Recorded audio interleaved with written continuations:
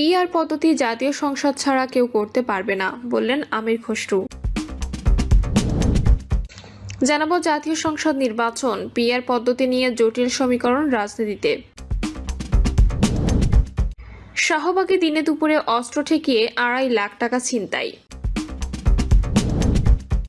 এবং সর্বশেষ জানাবো ভাটারায় গ্যাস লিকেজ থেকে বিস্ফোরণে নারীসহ একই পরিবারের দগ্ধ 4। শুনছিলেন সংবাদ শিরোনাম, এবারে বিস্তারিত।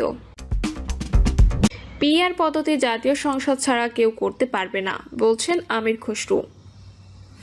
বিএনপির স্থায়ী কমিটির সদস্য আমির খসরু মাহমুদ চৌধুরী বলেছেন, সংখ্যানুপাতিক নির্বাচন পদ্ধতির মতো বড় পরিবর্তন জনগণের মতামত নিয়ে সংসদের মাধ্যমে পাস করতে হবে। সংসদ ছাড়া এই পরিবর্তন কেউ করতে পারবে না।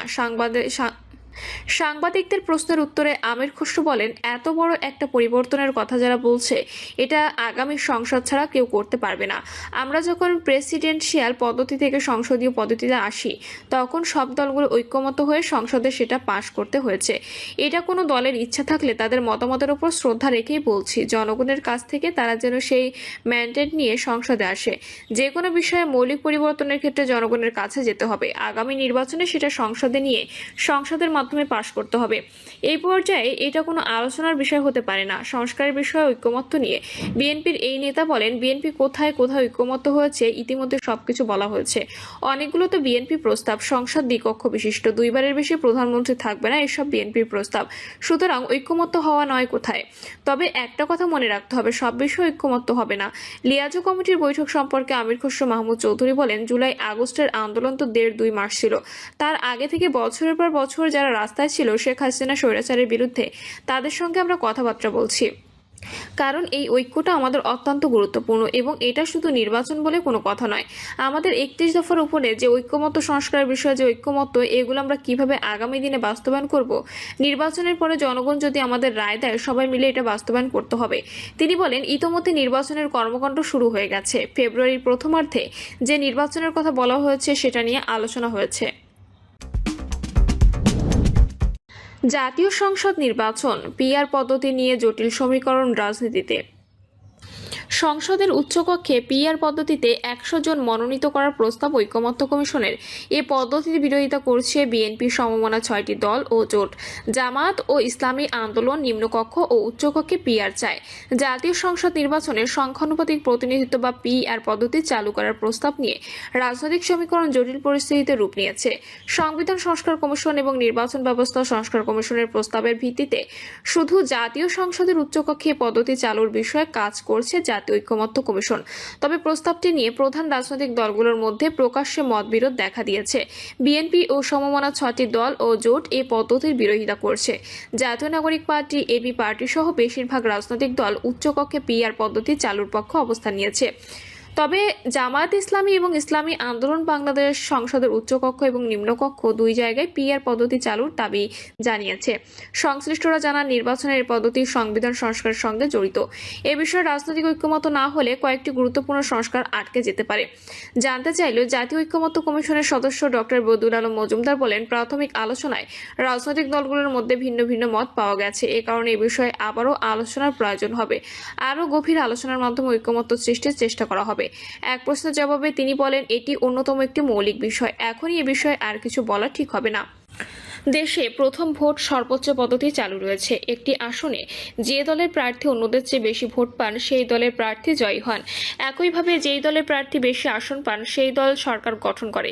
বিগত নির্বাচনগুলোতে এভাবেই ফলাফল নির্ধারিত হয়েছে। বর্তমানে রাজনীতিতে আলোচিত পিআর বা সংখ্যানুপাতিক প্রতিনিধিত্ব হচ্ছে রাজনৈতিক দলগুলো তাদের প্রাপ্ত ভোটের অনুপাতে আসন পাবে। অর্থাৎ কোনো দল নির্বাচনে 10% ভোট পেলে ওই দল জাতীয় সংসদের 300 আসনের মধ্যে 30টি আসন পাবে। নির্বাচনে এই পদ্ধতি চালুর পক্ষে জোরালো প্রচারণা চালাচ্ছে বাংলাদেশ জামায়াত ইসলামী এবং ইসলামী আন্দোলন। যদিও বিএনপি এর ঘোর বিরোধিতা করছে। দলটি মনে করছে এই পদ্ধতি চালুর নামে নির্বাচন পেছানোর চেষ্টা করা হচ্ছে। এমনকি এ পন্থায় আসন বাড়ার পথ তৈরি করতে চায় ছোট দলগুলো। জাতীয় ঐকমত্য কমিশনের 29 জুন অনুষ্ঠিত বৈঠকে সংসদের নিম্নকক্ষ ও উচ্চকক্ষ এবং পিআর পদ্ধতি নিয়ে আলোচনা হয়। ওই বৈঠকে জাতীয় ঐকমত্য কমিশন তাদের প্রস্তাবে সংবিধান সংস্কার কমিশন ও নির্বাচন ব্যবস্থা সংস্কার কমিশনের প্রস্তাব একীভূত করে করে রাজনৈতিক দলগুলো সমানে উপস্থাপন করে। সেখানে জাতীয় সংসদ নিম্নকক্ষ উচ্চকক্ষ এই দুই ভাগে বিভক্ত করার প্রস্তাব করা হয়েছে। নিম্নকক্ষে বিদ্যমান নিয়ম অনুযায়ী জনগণের প্রত্যক্ষ ভোটের সংসদ সদস্য নির্বাচনের বিধান বহাল রাখা হয়েছে। তবে সংরক্ষিত নারী আসন সংখ্যা 50 থেকে বাড়িয়ে 100 করা এবং শুধু নারী প্রার্থীদের মধ্যে প্রতিদ্বন্দ্বিতার মাধ্যমে সরাসরি নির্বাচিত করার প্রস্তাব করা হয়েছে। আর উচ্চকক্ষে 100 জন প্রার্থী মনোনীত হবেন রাজনৈতিক দলগুলোর সংখ্যানুপাতিক প্রতিনিধিত্ব হারে।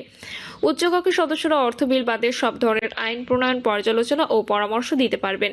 সংবিধান সংশোধন, জাতীয় নিরাপত্তা সংক্রান্ত চুক্তি এবং যুদ্ধ ঘোষণা সংক্রান্ত বিল নিম্নকক্ষের সঙ্গে উচ্চকক্ষের অনুমোদনের বাধ্যবাধকতা থাকবে।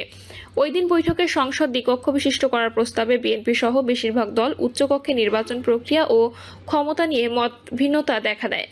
ঐকমত্য কমিশনের প্রস্তাবে বাংলাদেশ প্রেক্ষাপটে উচ্চকক্ষের সংখ্যানুপাতিক নির্বাচন অবান্তর ধারণা বলে মত দেন বিএনপি নেতারা।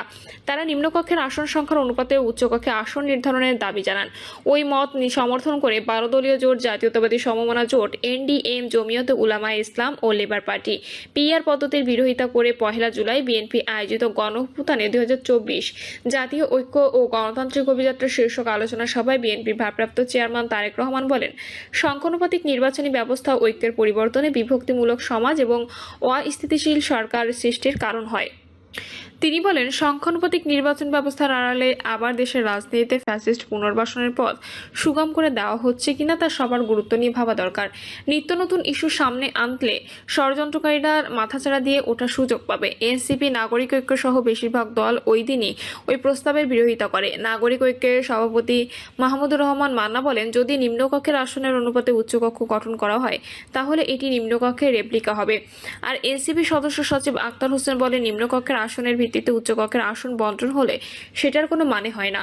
আর উচ্চকক্ষের ক্ষমতা না থাকলে সেটার প্রয়োজনীয়তা থাকে না। জামায়াত ইসলামী ও ইসলামী আন্দোলনের নেতারা উচ্চকক্ষের পাশাপাশি নিম্নকক্ষের সংখ্যানুপাতিক প্রতিনিধিত্ব পদ্ধতিতে নির্বাচনের প্রস্তাব করেন। রাজনৈতিক দলগুলোর মধ্যে এমন মতবিরোধ থাকলে সংস্কার বাস্তব মুখ দেখবে না বলে মনে করেন নির্বাচন ব্যবস্থা সংস্কার কমিশনের সদস্য, নির্বাচন বিশেষজ্ঞ ডক্টর মোহাম্মদ আব্দুল আলিম। তিনি বলেন, আমাদের পার্শ্ববর্তী দেশ নেপাল, শ্রীলঙ্কা, থাইল্যান্ড, ইন্দোনেশিয়া সহ বিশ্বের অন্তত শাহবাগে দিনে দুপুরে অস্ত্র ঠেকিয়ে 2.5 লাখ টাকা ছিনতাই। রাজধানীর শাহবাগে দিনে দুপুরে অস্ত্র ঠেকিয়ে এক ব্যক্তির কাছ থেকে 2.5 লাখ টাকা ছিনতাই করেছে দুর্বৃত্তরা। এই ঘটনায় ভুক্তভোগী মানিক মিয়া শাহবাগ থানায় একটি অভিযোগ করেছেন।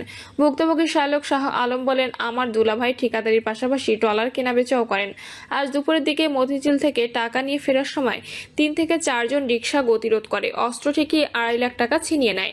তারা দ্রুত স্থান ত্যাগ করতে বলে, না করলে মেরে ফেলার হুমকি দেয়।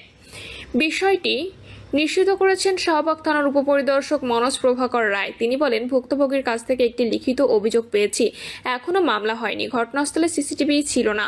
আমরা ম্যানুয়ালি তদন্ত করছি, কাজ শুরু করে দিয়েছি।